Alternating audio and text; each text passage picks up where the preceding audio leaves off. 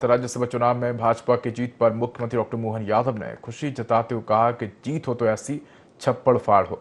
इस जीत का आनंद अलग है। उन्होंने कहा कि राज्यसभा सांसद का पद भाजपा के लिए गर्व का विषय है।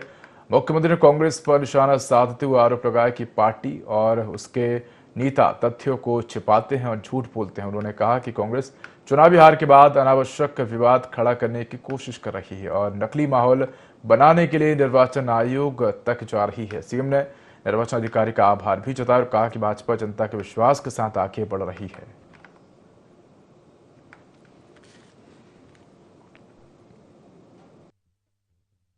आज हम सब उत्साह से सराबोर और खास करके 12 वर्ष का यशस्वी प्रधानमंत्री का ये सफलतापूर्वक कार्यकाल का मध्य प्रदेश की भारतीय जनता पार्टी की ओर से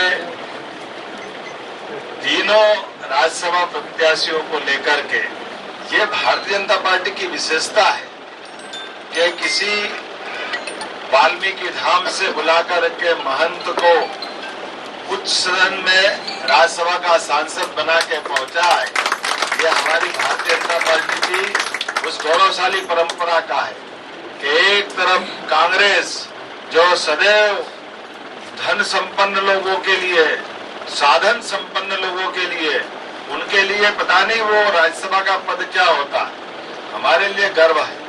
ये सामान्य से सामान्य कार्यकर्ता और सब समाज के लिए साथ आगे है बढ़ते जाना, लेकिन पार्टी के साथ जुड़ने के लिए सबका साथ, सबका विकास, सबका विश्वास, सबका प्रयास। अब कांग्रेस ढूंढ रही है कि लाते कहां से, अब कांग्रेस की जान है।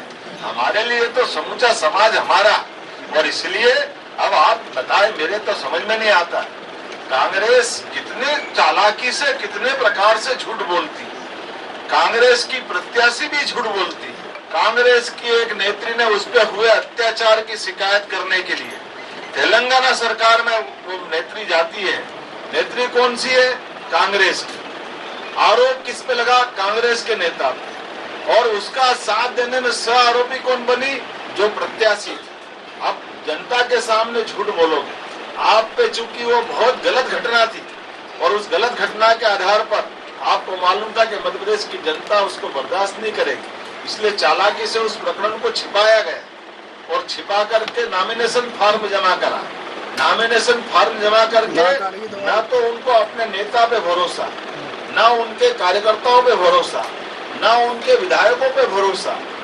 योग्य प्रकार से निर्वाचन अधिकारी ने जब नॉमिनेशन फॉर्म की बारीकी से जांच, हमारे प्रत्याशियों ने भी भरा, सबने फॉर्म भरा, सबके फॉर्म वैलिड पाए गए। कांग्रेस भी आपत्ति ले सकती थी, लेकिन क्योंकि आपत्ति लायक था नहीं। और मैं निर्वाचन अधिकारी को भी धन्यवाद देना चाहूँ जिन्होंने दूध का दूध, पानी का पानी करते थे।